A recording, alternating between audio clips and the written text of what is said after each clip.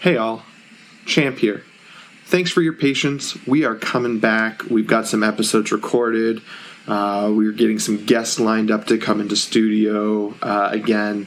So thank you for your patience. I hope that you have gone back and listened to our other episodes. If you haven't, go back to episode 1, check it out. We're likely going to have a little bit more of a delayed release schedule until this whole COVID thing gets figured out, but we do have some things recorded that we're going to be dropping over the next little bit.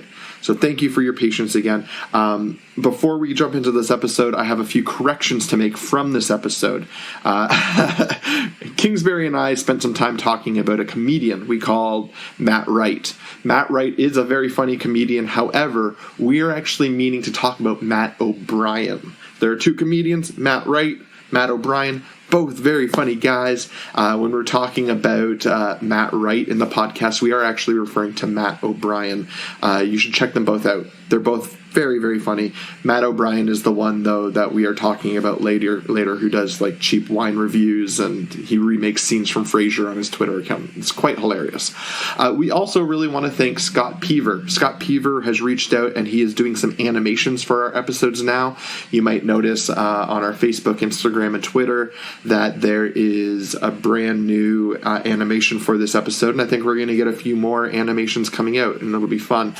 So thank you, Scott, for that. And also big thanks to our friend, the friend of the podcast, a good buddy of mine, goddaughter to my daughter, Freddy J, who set us up with a new iMac and new mic system, and it's moved us out of the murder room into my actual office. So this is pretty fantastic. So thank you to all those people. Thank you again to Jacob Pollack for the music. And, just enjoy life, guys. Life is short. Enjoy it. And we're going to talk about going back to school today. So, yeah. Welcome.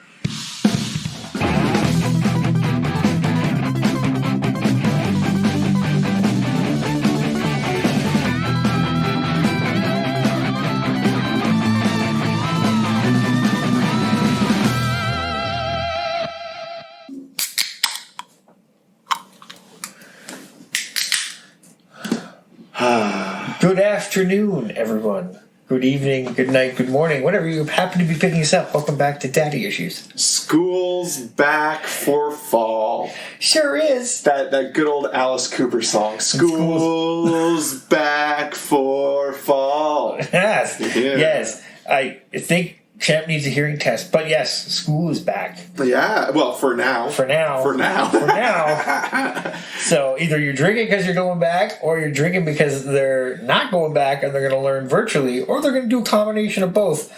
Back to school. You're drinking because you're celebrating the fact that you don't have kids, and you're like, why the fuck am I listening to Daddy Issues? Yeah, like why? This is weird. I thought this was like a kinky thing. It's not. Strange. No. Bad review. Thumbs down.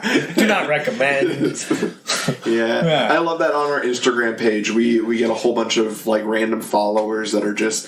They're definitely like those sex bots, and it's like you click on it, it's like, I've got daddy issues. I'm sure you do. It's like, oh, okay. Yeah. That's funny. God. Oh, gosh. Yeah, it's been a while, and I'm just going to quickly say before we jump on in, these episodes, next couple of minisodes, are going to be released out of order just because school is back. This is the most recent one that we're recording, but we have a few that are in the bag, and we'll be dropping those over the next couple of weeks, and then hopefully we'll be back to recording more regularly. Yeah, absolutely. Yeah. As the world opens up and people crawl out of their Netflix comas and get back to living life. It's hard crawling out of that Netflix coma. Oh, shit, yeah. Like, I've just kind of like started going back to work as of the end of July. Nice. And it's been a gradual return, so it's been kind of like 3 hours one day, 2 hours the next. Wednesday, for some reason, I've got nothing, and then Thursday ends up being like a 12-hour day. So it's like all jumps out of nowhere. But it's been fun and tiring, and I'm just like, I feel like this whole coronavirus thing has given me ADHD. Yeah. But a little definite a bit of PTSD. A lot of PTSD. Yeah. And how did Champ deal with it? He sat down and played with his daughter and a lot of Disney. You can work through it too with a lot of Disney. Yeah, no, it's been fantastic. A lot of Disney and a lot of Sesame Street. That's a good one. Yeah. Been around for a long time. Fucking institution. And the thing is, like, you can watch like every single episode of Sesame Street on YouTube. That's right. Yes. There's like 46 seasons of it, man. 46 years it's been around. Yeah, that's insane. That's pretty insane. cool. Good for them. Yeah, good for them. It's, like I said, they're a fucking institution. Like, and they're certainly HBO better than now. Florida State. You know, they got more reputable stuff around the world. Anyway. Florida State is responsible for more deaths. Gosh. Florida State is responsible for more deaths from the coronavirus than the entire country of Canada. Fuck. What? What? So if, like, Florida dies off, do we get Florida as, like, a prize for, like, winning that, like, Olympic event? Is this a competition? Yeah, totally. Is this a competition? The coronavirus comes out, suddenly, like, sports betting sites go up. It's like, who is going to be killed? Or who's going to be decimated? How many numbers in decimation were you calling for this state? You got over-under, you got your 50, you got your all-star line. Yeah, that's scary if you think about that. So that's over 60,000? Sorry. No, they're at 10,000. Oh. We're talking about deaths. Oh. Over 10,000. I think Canada's just under 10,000. But, like, we're talking about one state. One state. One state. One state. Yeah, that's insane. And like that's kind of why we're like back to school is happening, and you know we'll kind of. I think Chris and I have a little bit of differing opinions on this, so we'll get to debate it a little bit, which will be fun. And I've seen a lot of things on like the dad groups on Facebook that there's been a lot of debate back and forth, and I think a lot of that also comes down to like how you see it, or how can you afford it? That's it, right? Can you see it, or can you afford to pay for it? Yeah. See, and that's a weird class division on that one, isn't it? Isn't that just comes down to a big class division on that one? That's horrible. Nobody should have to have that. We should be able to have the technology that we could all do this virtually, shouldn't we? Doesn't that exist? Well, that's the thing is, if we had streamlined it to be all virtual learning. Yeah, wouldn't this be bitching if out of this like crisis we actually finally came up with an interactive holodeck? Wouldn't that just be like, you're going to school, boom, into the holo room, and you're into the holo room and everything. We definitely only misuse it for porn. Oh, 100%. There'll be holo brothels. Okay, calling it right here, holographic brothels 2050. Holographic brothels 2050. Maybe I should run for government. Just on that premise alone. Holographic brothels 2050. That's exactly what Back to School's about. Gosh. It sounds like you're a few drinks deep, but I know you're not. No. I had half one of those gummies you gave me. Oh, yeah. Those are fun. Anyway, so yeah. Feeling good. We're drinking Whippersnapper today. Yep. Strawberry blonde. I gotta get my strawberry wheat in ale while it's nice and fresh. They don't carry it all the time. I'm drinking their Rockin' Hops double dry hopped New England IPA. So It's kind of got like the hoppiness, but because it's a New England IPA, it's got some of the tropical aromas to it too. So it's nice. It's hoppy, but it's like a nice sweet hop. A nice sweet hop. I saw somebody who is like and everybody makes fun of IPAs. And that's fair. Go ahead, make fun of them. I like it. But one guy's like, ooh, try my fancy IPA. I added a squeeze of lemon, so it just reminds you a little bit less that it tastes like cat piss. Yeah, that's true. Gosh, and that's just from Whipper. Oh, yeah, I said Whippersnapper. Yeah, it's Whippersnapper. Yeah. You guys can order from them online, too. They deliver. They're doing a bang-up job, and it's great beer. Whippersnapper. Yeah. If you're in Ottawa, their patio is also now attached to the Indian restaurant next door, so you can go by and sit on the patio and have, like, Indian food. And take off with them? Yeah. That's great. They'll just bring it up. Yeah, because it's on the other end of the little strip mall there. Yeah. Every Wednesday is bingo night, too. Free bingo. Cool. We're going to get a show back there soon, right? Yeah, well, as soon as he feels more comfortable with coming back inside for Phase 3, and we should all be supporting clubs right now. little diner shows, independent shows, maybe you can inside of the cities, but the bigger breweries, for the breweries, they don't really want much inside right now. They're close quarters, and we're actually going to be looking into doing a hybrid type show. So for specialty, like loyalty people who want to see stand-up comedy, who've been buying beer and getting it delivered, give them reduced prices on the interior ticket. And then everybody else can buy the Zoom ticket. Yeah, they can get the Zoom ticket, right? Yeah, that's the thing is like we can come see the live show from your living room. And the thing is, it'll be different than a Zoom comedy show because it's not just a bunch of comedians sitting in their own living rooms, telling jokes. This is like an actual comedy show that you can watch live. Yeah. That's right, and tune in. Yeah. That's cool. I like that. I like that idea, and I think that's going to be how even I think comedy clubs might have to breed themselves back. Yeah, for sure. It has to be a hybrid model like that, because if we're not going to be allowed more than 50 to 75 people in a massive seating area like that, well, then we have to look at the fact that people still want to do that, and they can tune in and tune out. You guys can have watch parties, whatever. You know what I mean? So yeah, it's. But I was just thinking at the same time, comedy clubs don't make their money on the tickets as much as they make their money on the food and the bar. Yeah. So that might not be profitable for them to set up. No. Not right away. Who knows? We're looking into this right away, and the onset for Oktoberfest is kind of what we're thinking. Now, today's August 21st, right? Yup. And yesterday was supposed to be your return to the stage. I haven't gotten brave enough to get back on stage yet. Yeah. And August has been a traumatic month for our family, so it hasn't been laughing and joy and ha ha ha to get on stage. I'll maybe figure that out in October. But you were supposed to go on stage, and that got thwarted. Can we talk a little bit about why that got thwarted? Because it's just insane. I'd just like to say, fuck wasps, first of all. My wife got stung going into our trailer to grab something yesterday afternoon. Early evening. She got stung in the face, right in her temple. And... surely not the temple. The temple! Surely the temple. Shirley Temple. Yeah. That's how that game plays out. That's right. The game played out is that we instantly took her to the hospital, and she found out how she has a latent life allergy now to bees and things like that. Wasps. Wasps, specifically. The yellow jackets were... They're cockbags. Yeah, man. Murder hornets are alive and well. Yeah, they do. Yeah. And even if it wasn't a murder hornet, it did try to murder. It did. It was like, this is our place. Go away. Go away. Well, I got news for them. They're going to meet a swift chemical death here in a couple of days. So, tonight. Fair enough. We have a yellow jacket's nest up in the tree above our backyard, and there's one particular yellow jacket that likes to come down and buzz around our heads when we're sitting outside. I killed 4 today personally on job site. You're just like, vengeance is mine, saith the Lord. One at a time. If I got to get you, I'm coming for you. But they're quite aggressive, which means we're in for another butt-fucking winter. Kids will be in school. It's going to be cold. You can tell by Chris's vocabulary that things have been stressful for the last week.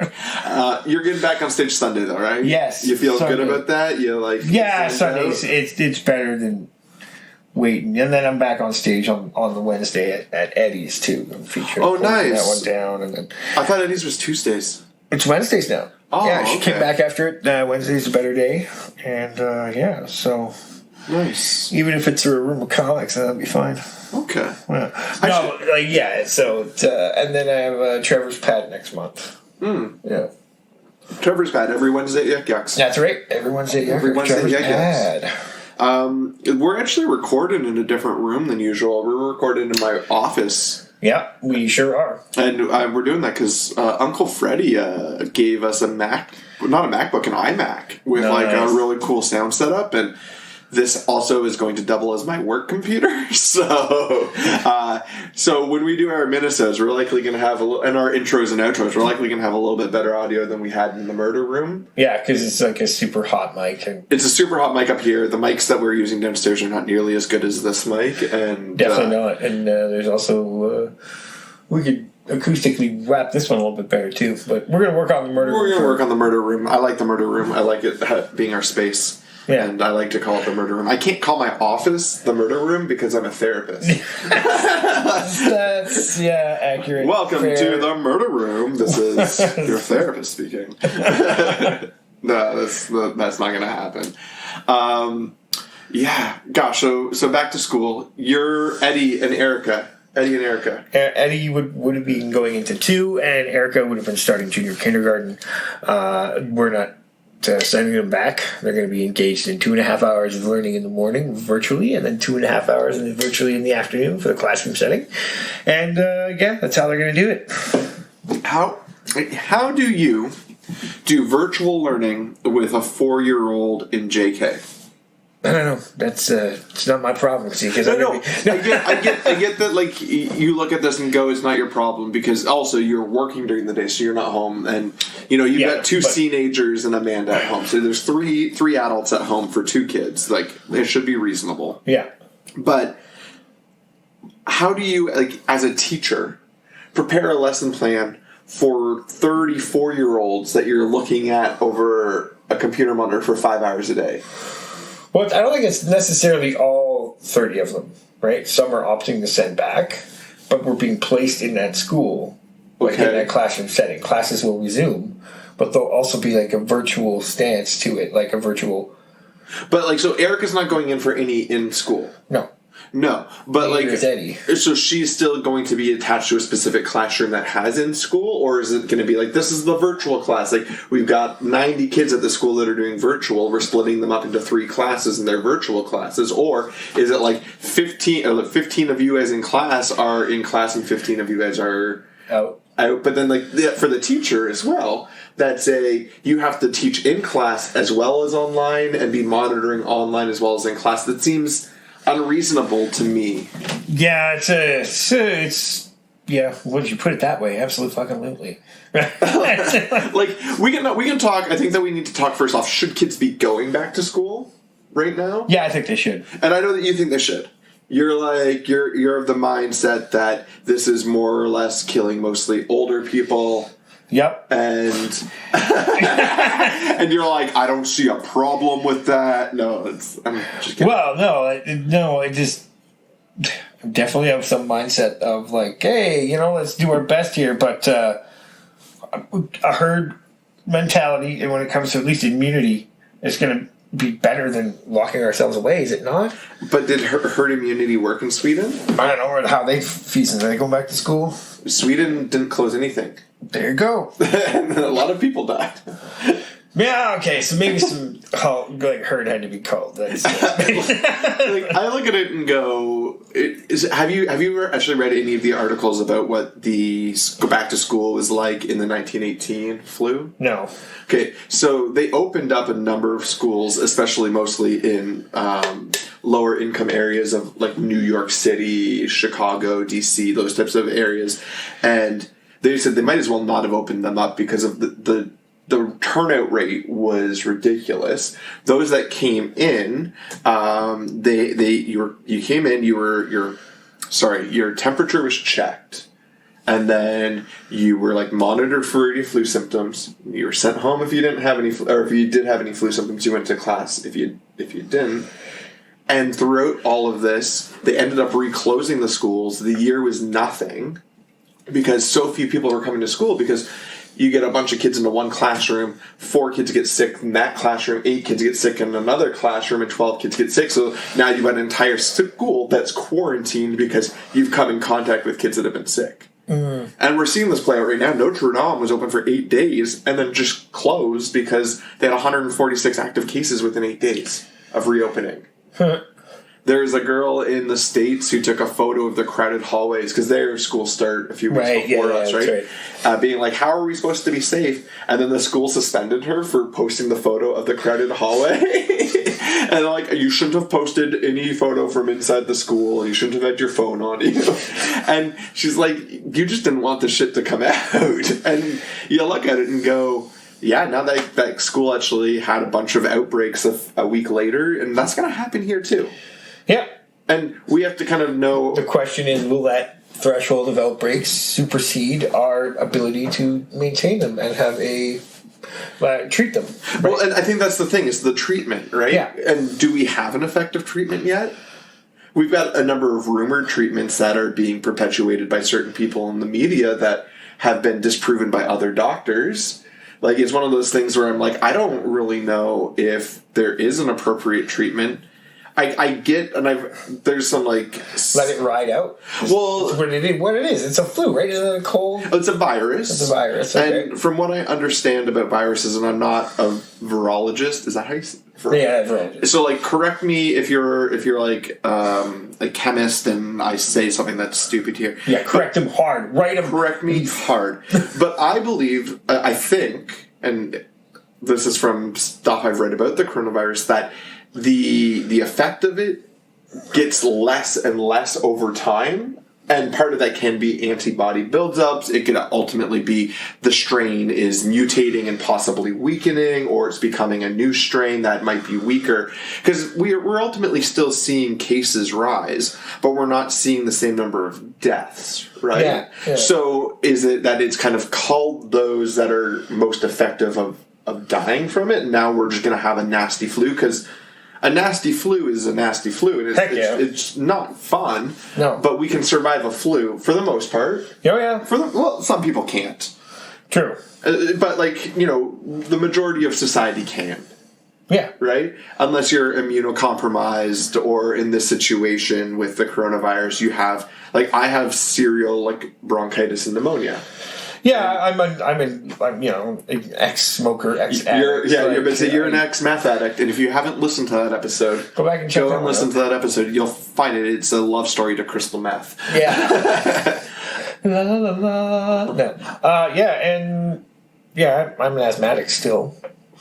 I treat my lungs once a day with like a Symbicort, like a combined steroid. So I feel like I get it. For us, we are a little bit more at risk, and I think that's part of the reason why I'm not jumping to get back on stage. But at the same time, we're not rushing to put Maddie into daycare either. No, yeah. If you can stay back, stay back. But then we're looking at this from the other aspect of I can stay back, right? Both Kate and I can work from home. We've got this really cool setup with me doing my office hours if Kate is also working at the exact same time. We have like a fancy chair that I can like set up in our big bedroom, and no one will know that I'm in the bedroom because it'll still look like an office. Yeah. So we can both be working at the same time when Maddie's having naps, and we can be home and she can work days and I can work evenings. Nice. Which is nice, but we got that flexibility. Not everybody has that flexibility. Not like our frontline workers don't have that flexibility. Our essential services don't have that flexibility. Our McDonald's drive-through takeout. If you're going and dining at McDonald's, fuck you. Can we just seriously say, if you are choosing to go out for dinner in this state and you're choosing McDonald's, you go through their drive-through. Don't go into their... Don't go in the dining room. Fuck right off. Yeah. Fuck right off. Fuck right off. You don't care about people if that's... Or maybe this is like your only chance to enjoy some sort of horrible luxury. Well, then, you know what? It's a horrible luxury. Enjoy that horrible luxury in your car. Yeah, that's right. It's like the rest of the world. It's hopefully cleaner than the inside of a McDonald's dining room. Yeah, well, does a fine coat of drywall dust count as clean? Okay, no, fair enough. Chris is a contractor. We know that. He does a lot of construction work, so he is always covered in dirt. Yeah, gypsum mostly. Gypsum. So, just chiseled rocks. Fucking man glitter. Fuck you, okay? Here's the thing, is you call that man glitter, meanwhile I have painted toenails. That's just accessorizing. It's alright. I was getting a massage yesterday, and my massage therapist was like, "Are your toenails painted?" I was like, "Yeah." She's like, "That's really cool." I was like, "Thank you. Thank you for not judging me." It was like my niece and I compare every time we see each other. Topic of discussion: painted nails. No. So yeah, okay. Well, okay, look, your dad, your nails have been painted before, right? Yep. Yeah, of course. Yep. Now, of course, Maddie's only one. Yeah, that's right. So Maddie doesn't have weird right now. It's like I'm digging myself a hole here. I'm trying to dig myself out, and then as I'm throwing the dirt up in the air, it's coming down. Yeah, you're like, it's rain. Yeah. There's a lot of home learning you guys to be able to do with her too, and not in kindergarten. If you don't have to be back at home, back to work or back in anything like that. No, and like Maddie. So Maddie just had her first birthday this week. That's right. Yeah, Happy birthday! One spin around the sun, successfully done. It was a year ago, pretty much yesterday, that we recorded our first Minnesota. That's right. Yay! Yeah. So this is kind of like an anniversary Minnesota. Yeah, an anniversary Minnesota. When you get your first anniversary, you can chug a beer. Yeah. No, it's I got somebody working on us like an anniversary gift, sort of. We're going to be posting it later. Oh yeah, I like that. Chris showed me this stuff. If we drop something, there'll be a new little title page and everything he's got going on for us. Oh, nice. We're okay. So, but we might be just for the Minnesotas. Yeah. Oh, yeah. I don't know. We're not sure how we're going to use them yet, but yeah, when we use them, and only we're going to get this. This will be the section that we clip off, or it's just us talking. About no, you guys will dig it. It'll be fun. If you dig us, you'll dig this. If you don't dig us and you hate listening to us, then you'll be like, I don't know, make a fist, put up a finger, and okay, you just make a fist. You go and fuck it. Yeah. Ain't nobody got time for that. Jeez Louise. I'm trying to cut down my swearing a little bit. Oh, well, fair enough. And it's just one of those things where, like, I feel like sometimes it gets excessive. Sure. But what the fuck, right? What the fuck? So, yeah, she turned one. But, so this year, what we're actually doing with us being to stay at home, because, you know, she gets an hour of Sesame Street a day. That's kind of like the TV time we'll give her, is about an hour of Sesame Street, which is solid learning for her. Oh, for sure. She loves Elmo. We have an Elmo-themed birthday party for her tomorrow. Right on. So we got all these Elmo balloons. Kate's baking an Elmo cake right now. Oh, that's what I smelled walking in. Yeah, that's what she smelled. And we got her like... smelled like cake! We got her 2 Elmo dolls and a Cookie Monster doll and some Elmo books. And my mom got a hugging Elmo for Erica 1 year. And she hugs it once a week. Is it like one of those like motorized speaking Elmos? Yep. So we were looking at some of those, but we want this to be, because she loves Elmo so much, we want it to be like an Elmo she can like take into bed and like can be her stuffy. And so we were looking across Toys R Us, Babies R Us, Bye Bye Baby, which is also owned by Bed Bath & Beyond. That's a lot of bees. That's some crazy alliteration. Well, babies, right? Yeah. But then Bed Bath & Beyond, that's its own thing. Bye Bye Baby and Bed Bath & Beyond, that's 6 B's for one company. Watch it, they also own Best Buy. I don't know if that's true. If that's true, that'd be fantastic. Yeah. But none of them in Ottawa had them. Wow. And so we unfortunately had to order from the devil. And order Bezos. From Amazon. Yeah. Bezos. And the only one we could order that wasn't like a mechanical, hugging, talking Elmo came from China. And sat in customs for like a week and a half as they inspected Elmo to see if there was any like heroin up his butt. Elmo doesn't smuggle anymore. It comes out of the box and we're like, why is there some stitching around the backside of Elmo? Yeah. We thought there was heroin. Crazy. So we're doing that, and she loves that. So that'll be like a good hour of the day. But we've signed her up, and we've been doing this for a while. These French classes, like these baby French classes, because kids don't develop a differentiation of language until about 2 or 3 years old. Mm-hmm. So if you're able to teach them, red, rouge, rojo, they'll know red as red, rouge, rojo. They won't necessarily they won't know this one's French, this one's Spanish, this one's English, but they'll know that red can be red, rouge, rojo. Yeah. And then as they grow up, they'll then be able to learn to kind of differentiate the languages from there. So we've been doing online French classes with her through the coronavirus. Nice. And we're going to continue them. There's a really great, and this, dads out there, I'm going to give a plug. And right now, because she's only doing online courses, you can probably do it from anywhere in the world. Un, deux, trois, petit pas. So 1, 2, 3 little feet in English, but it's un, deux, trois, so that would be 1, 2, 3 for our American listeners. Right. Petit pas means little feet. If you Googled like un, deux, trois, petit pas, and you Google like Ottawa, you'll find it. And she's doing online Zoom courses. And for her next session, which starts like mid-September, it's a pay what you can with a minimum of like a $5 donation per class. So like you're doing a 2-month program for ultimately $45 as a minimum. You can pay more if you can afford it, but we're looking at this going, this one we can't, because we're both like, she's coming off of mat leave, I'm just starting a new job and right now working really weird hours. So we'll definitely top her up at the next one, because we're going to keep her in these classes until she ages out. It's fantastic. She loves it. There's all these other kids that she gets to engage with, and we can now properly communicate with her in French and English, and she understands commands in French and English. So wow. So I got a super jealous, like, envy boner on that one right now. That's super proud. Like, that's great. So 1, 2, 3 little feet, guys. 1, 2, 3 little feet. That's you're not going to find it under that translation. Nope. You know what? Maybe what I'll do is in the description of this episode, I'll put down how to spell it. And I know that Americans, you guys mostly speak English and Spanish.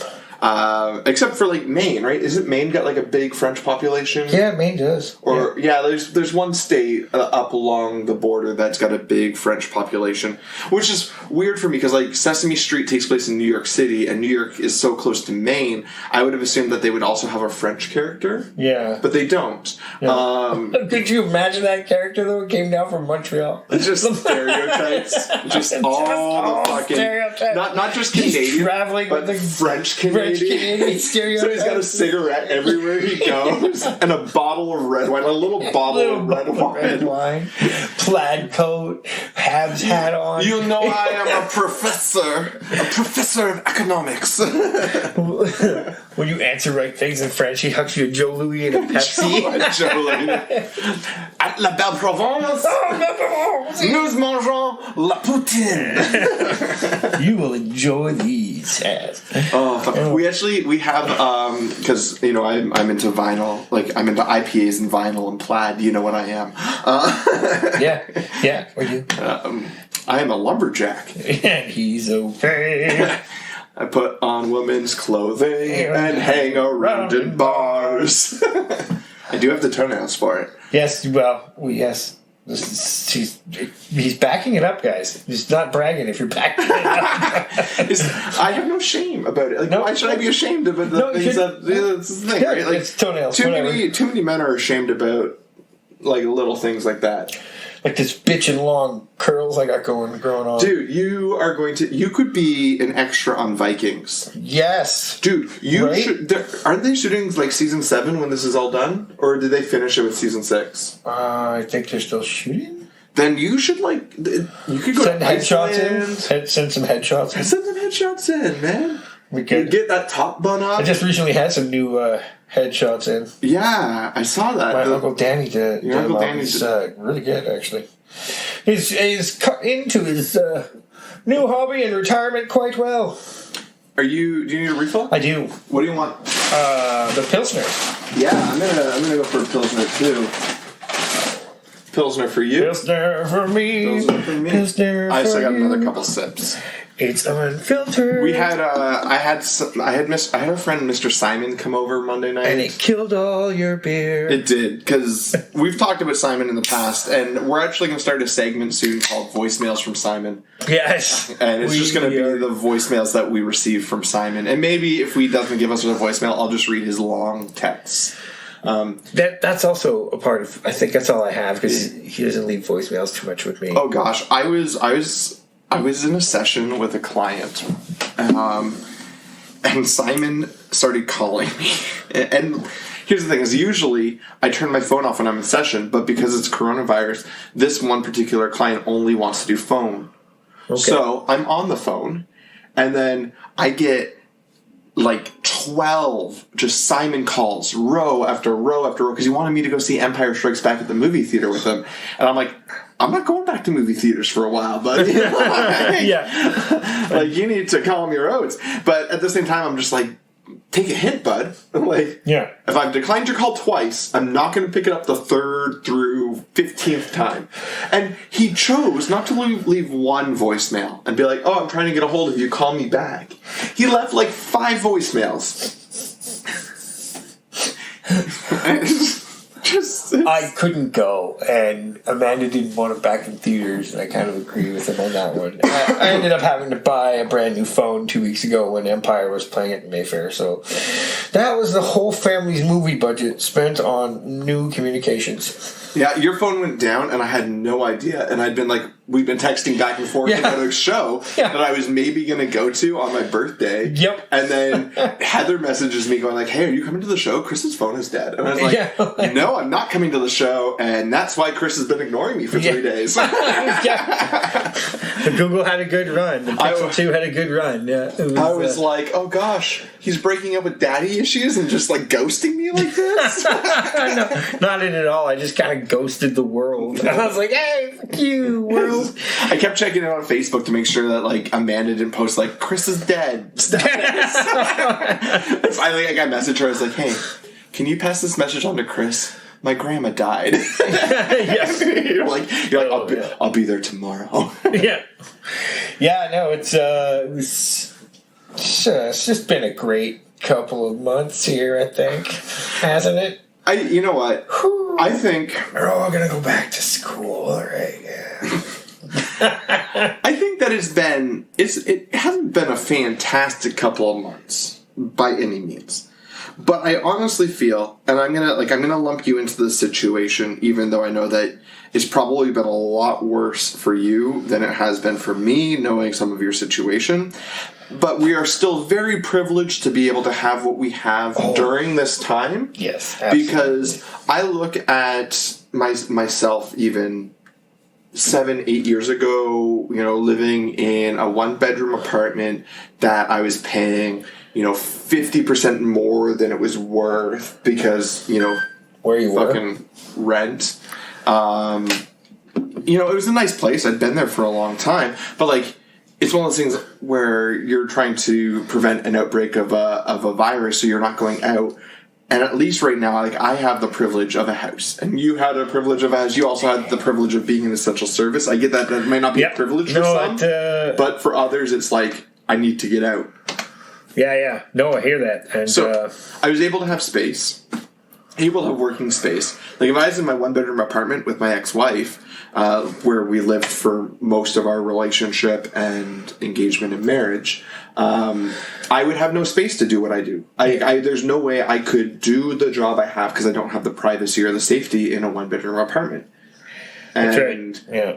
And so, like, I think about people who legitimately are struggling in this and go, I understand why you have to send your kids back to school.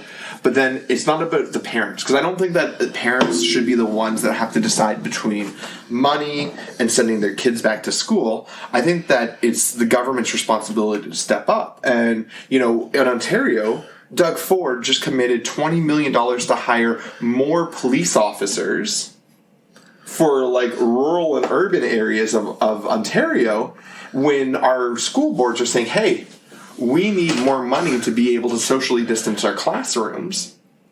And can you give us that money? Or can we stagger our starts? And they did agree to the staggering the starts, thank God. But, ultimately making things safer. I've seen pictures online of like teachers preparing that have to teach in portables. And they've got 33 desks crammed in there for a 36-person classroom. Portables don't have AC. So, and not that you can really be running AC right now. Like, AC is just kind of going to keep feeding the air and recirculating it around. So it's one of those things where it's like, how do we do this and keep people safe? Can you think of a way to do this and keep people safe? Like, I've been thinking about it for a few days. So I'll take a little bit of time because, like, I knew what we were talking about. I don't know if... Go right ahead. No, I'll ponder this. Okay. So I think that the first thing that needs to be done is if we're opening schools, we need to shut down other parts of our economy. Again. And I know that sounds dramatic and drastic, but hear me out. Shut down indoor dining. Shut down, I'm very sorry for this, art lovers. Shut down movie theaters, comedy clubs, other art performances. Shut down indoor bars. and ultimately do curbside pickup like what we were doing through April and May as kids were like coming out of school. Do that as kids are going back into school, because ultimately what we're saying is our biggest spreaders right now of the coronavirus are indoor spaces, like indoor dining spaces, and schools. So if we have both of them open, we're doubling up that potential, and we're also doubling up all of these bubbles, right? When your kid goes to school with 30 other kids, not your kid, Chris, but the metaphorical your. Like someone's kid goes to school with... You are therefore bubbling with 30 kids and their families, right? Yeah, and then whoever they're bubbling with. That's right. And I get that there's a need for social interaction. A lot of the clients that I'm working with right now are actively like young kids, adolescents, teenagers, university students that are super stressed out about how they're going to manage coming back to school. Going back to in-person classes or managing online classes. I've got some clients that have dropped out of school completely this year because they're like, it's not worth it for me. I'm not going to learn well at home, and I don't feel safe going to school. Yeesh. Huge demographic not seeing. And the thing is, I think we also have to bring the kids into the conversation too, right? Do you feel safe going back to the schools? And I get that, like, Eddie and Erica are young enough that, like, yeah, of course they feel safe. They're invincible. But, as you get a little bit older and you start to get exposed to more of the world and more of what's going on in the world, it becomes a little bit more understandable as to why someone would become more nervous and more hesitant, especially if someone already has an anxiety disorder or a depressive disorder or, even something like ADHD, which affects your attention span for being able to pay attention to virtual lessons. Yeah, that's the thing. There's a lot of hurdles to get through on this one for sure. Now, I came out with a more dramatic proposal of saying shut down bars, shut down restaurants, shut down clubs, which I don't think is unreasonable. However, I understand we live in an economy and we don't want small businesses to go under. Can you think of a better idea? Just let it happen. No, it's just... And I get that that's kind of been your mentality through this. Has been like, just let it happen. But it's... I don't know, I feel like... Can we sidestep something of this scale? Can we sidestep it, or can we prevent... Here's the thing, is like, can we sidestep it, or are we just trying to prevent... Are we trying to reduce harm?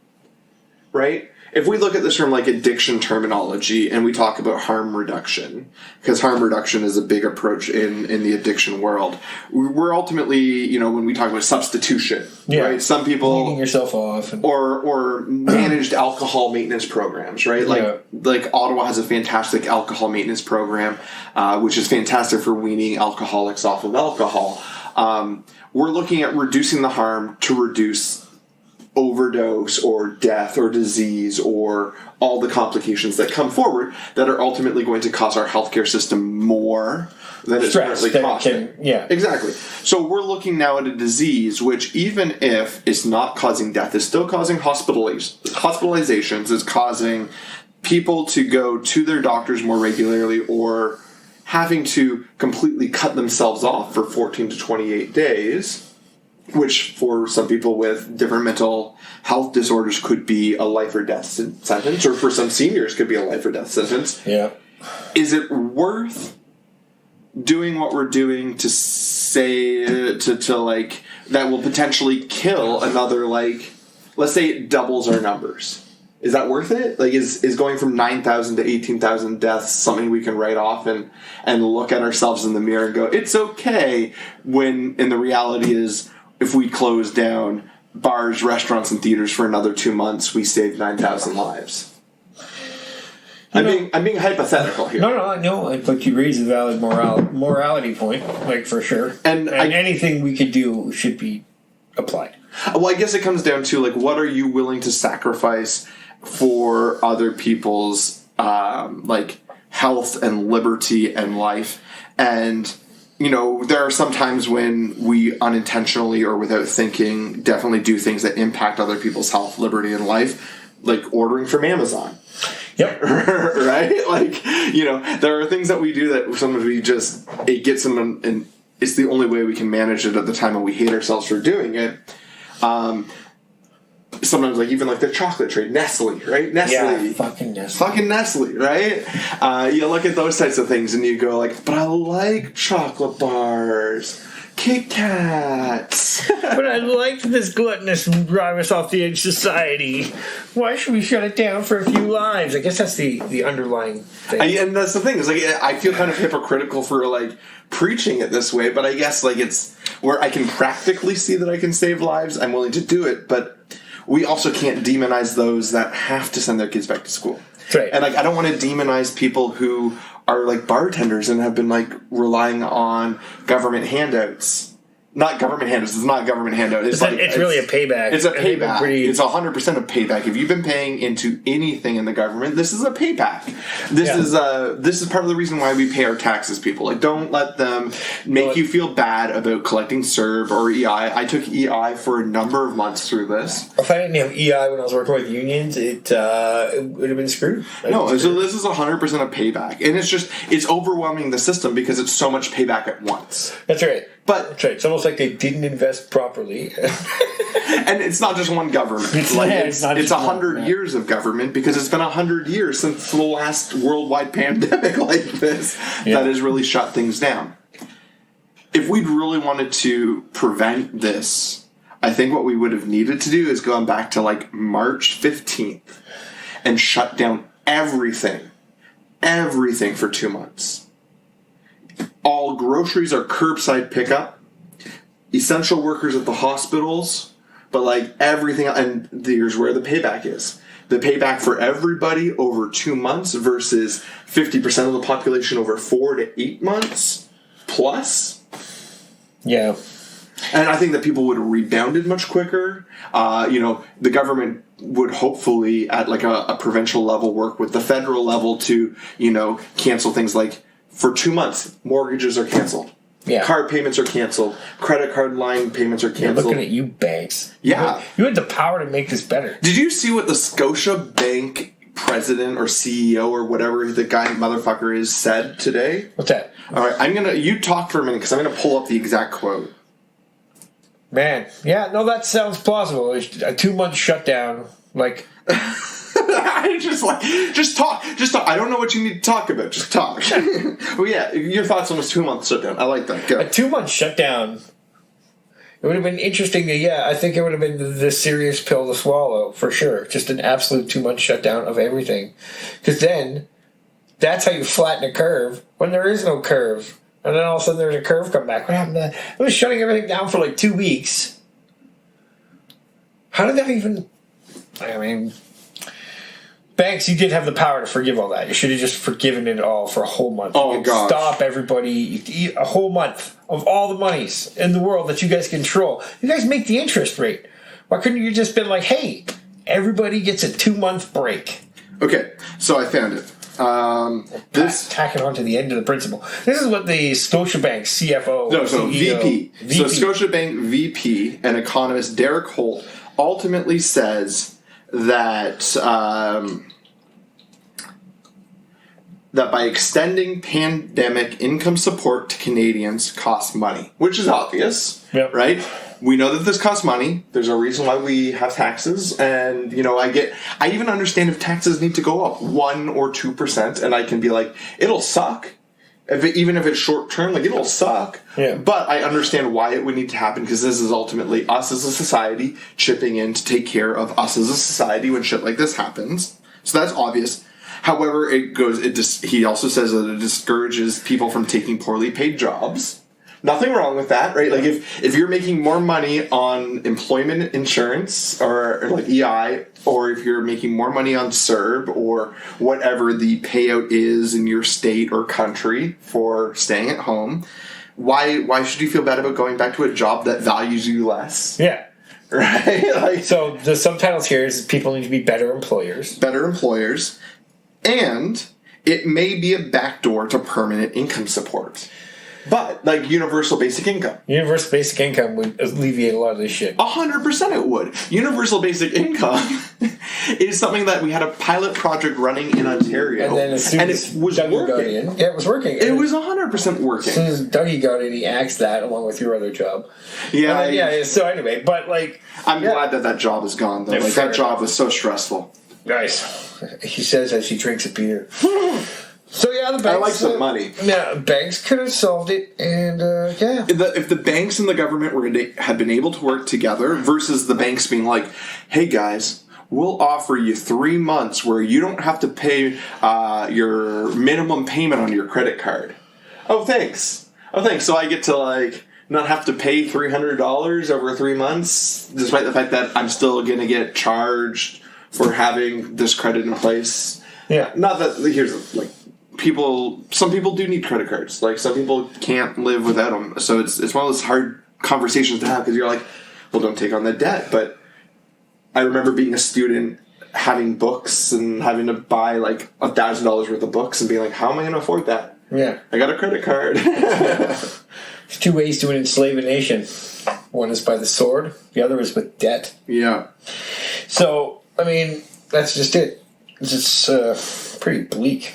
It is pretty bleak. I mean, I'm glad that mass amounts of people haven't died, but bloody hell. Well, mass amounts of people have died. Maybe we've just done a better job of it here in Canada. Fair enough. And I've actually read stuff where it said that here in Canada, we are like one of the few countries that is actively promoting social distancing. And not only promoting it, but actively doing it in most places. Yeah. And following the lines on the frickin' floor. I've had... If there's nobody down it, I'll go up it. That should be kind of a rule. We should have these little stuff. But the thing is, like, sometimes you turn to, like, I will purposely go down a few extra aisles to be able to come back the right way in an aisle. So that way I don't, like, turn down an aisle and I'm near the end and I bump into someone who's coming down the right way. Yeah. And there's been times where, like, the last month has been very stressful for my family. Not my immediate family, don't worry. Like, Kate, Maddie, and I are all fine. But there's been a lot of health issues and... things go down, yeah. Yeah, and some stuff. And, like, I was really stressed out. And I was at a Shoppers Drug Mart. And I was picking up some things. And I bumped into the same lady. And I was purposely going down the right... It wasn't a Shoppers Drug Mart. It was a Dollarama. Because I'm cheaper than Shoppers sometimes. Yeah. And that was when I actually picked up those Star Wars graphic novels for you. Such good reads. And so I'm going up and down these aisles, and this lady keeps going down the wrong aisle, and she keeps apologizing to me every time she bumps into me. And the third time, I'm like, well, if you just followed the fucking lines on the road, we wouldn't have to keep doing this. And like, it was definitely an overreaction. It was one of those moments where I was like, afterwards, when I walked past her, I was like, oh, Matthew, like, I get that you're stressed out and that everything is going wrong, but obviously you exploded at a stranger, not the best. Then she was standing behind me in line at checkout. Oh, and like, man. It was just awkward. I felt really bad. But at the same time, like, if there's lines that say, go down the aisle this way, go down the aisle this way, you have no idea when someone's going to turn down and come down the aisle the right way. Yeah, the right way. Yeah, it's those little tiny courtesies. Right? Yeah. It's playing along a little bit better. It's not being rushed to be able to check out or huff when customer service breaks down. Yeah. I think COVID killed the Karen. You know what I mean? Like that Karen attitude of like, no, give me the manager. Well, okay, so that Karen attitude and the get me the manager, maybe. Yeah. Because, hey, I'm sorry, we're only allowed to have one staff on, so I guess I'm the manager for today. But, look at the Black Lives Movement right now and see all, like, the white ladies that are... Oh, fuck. Those white ladies don't have a clue. Those are Karens, though. Yeah, okay, fair enough. And yes, if your name is Karen, change your name. No. Don't. No, it's... That's what Chris and I are meaning. Chris, now literally, before we started this, Chris said, I hate anybody that's named Karen, especially if they spelled out with a C. Before this program started recording, I said no such thing, and I just ate a gummy bear. That's true. Yeah. That's true. You did not say such garbage. Karens are great, for the most part. Unless you're a Karen. Yeah. I mean, like, if you're a Karen that's named Karen... then that's a crappy Karen. That's a double crappy Karen. I'm not sure how I feel about all this Karen crapping right now. What the fuck? This is also crap with a K. Right. Well, like you say, here we are. It's going to be back to school. Yeah. Back to school. So let us know. I love all the engagement we have on our last 0 posts that we've posted over the last couple of months. No posting. Actually, no, that's not fair. You did post on Facebook yesterday about late in life allergies. Anybody have late in life allergies? I just kind of put it out because Amanda does now. Yeah, stung in the face. Yeah, stung in the face. I'm gonna garden, and now she has late in life injuries. That's a good one. That's a funny joke. Good one, God. This Pilsner is delicious. It sure is. I like steam whistle. Steam whistle is my go-to Pilsner. Yeah. And I get that's like, some people will be like, that's like the Molson Canadian of Pilsners. But when it's good, when it's super fresh, it's great. Yeah, do one thing really well, right? That's right. Yeah, get it there quick. Yeah. But this is a good, like, I don't even know how to describe this flavor. Pilsner. It's unfiltered too. So yeah, well, they have their unfiltered project, right? Yeah. So yeah, flowery almost, like kind of flowery. Yeah, like a summer meadow. Have you seen Matt Wright's wine reviews? No. Okay, people, you need to go to Twitter and you need to follow at Matt Wright Comic, like right now. Matt Wright, WRIGHT. He's an Ottawa comedian who's living in LA. Okay. And he's very, very funny. He's got a green screen, and he plays around with this green screen all the time. And he does these cheap wine reviews because he lives in California. You can go and buy a bottle of wine for $3. Yeah, right? No, it's super cheap. It's and then he'll pour it into a glass, and it'll be revolving with like some wine music. And he's like sniffing it, and like, smells like 12 dirty diapers. Tastes like a homeless man's taint. And he'll go through it, and it's really funny. It's very, very funny. And since he's been in Canada for most of the pandemic, he started like reviewing some Canadian wines, which then is like $10.99 Canadian. And he just recently reviewed, do you know Bodacious? Mm-hmm. Bodacious wine. I like Bodacious. Like, it's cheap, but like of the cheap red wines, it's my favorite. But they also sell it in a can, and so he reviewed a can of Bodacious red. And it was really funny. So Matt Wright Comic. Matt Wright for all your reviews of Finer Winery. So we should probably wrap this up because we're at the point where we're rambling. Yeah, for sure. So, like, we need to know from you. Well, we don't need to. We'd like to know. We'd like to know from you. Engage with us, please. Talk to us. No, be our friend. Are you sending your kids back to school? Why? Why not? How are things going? Like, if you're in the States and you've already sent your kids back to school, how the fuck is that going? Yeah, I don't know how that goes. Actually, if you're in the States and you're still alive, message us. Yeah. Let us know, and we'll tag you in a marked safe in the States. Yeah. Florida double points. Yeah, totally double points for Florida. FSU for sure. And isn't that where NBA's being played right now? Yeah, but they're doing a good bubble, right? Like they are able to put everybody in like 1 or 2 hotels or something like that, and they're using one arena. Like games are just ongoing throughout the day, kind of like how the NHL is doing it. Yeah. Did you see that though? This is really funny. There is a sports reporter who tweeted out the day 3 or day 4 of the quarantine, because when all the NBA players went to the hotels, they put them in a 14-day lockdown quarantine, and you were not allowed to leave the hotel up to a certain point. And some sports reporter goes, for those that are in the bubble, you know that if you order food from blah, blah, blah, blah, blah, I can't remember what it was, you can go and grab it in the lobby. And then, like, one guy, like, one of the NBA players, like, ordered food and went down and picked it up. And then they're like, you just broke quarantine. You have to start over again. And so then, like, the news story comes out about this player that had ordered. And then I heard about that. And then the sports reporter retweeted it going, my bad. We're going to pick it up in the lobby. Yeah, so anyway, engage with us. Let us know how you guys are doing. Let us know how you're doing, how you're surviving this, if your kids are going back to school, or let us know why you're happy that you don't have kids and you just listen to this to mock us for making that decision in our lives. Yeah, thanks, hateful person. We're going to be back more regularly, I promise. The next couple of episodes that we drop after this will be episodes we've recorded over the last... There's two. We've got 2 minisodes. Pretty much one a month. Yeah, we recorded a minisode about teeth and grinding of teeth and stuff like that, and we also recorded an episode about shit. And I should give an update on both of those, because they're both related to Maddie. But I can't give an update to those before we release those episodes. Yeah, fair enough. So we'll talk about that later.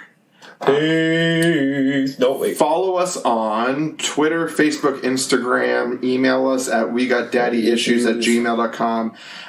You guys are fantastic. Thank you, Jacob Pollack, for our music. Thank you, Freddy J. Thank you, Freddy. Yeah, thank you, Freddy J, for the mic and the iMac and this awesome setup here. And I wish you all nothing but health, happiness, and prosperity.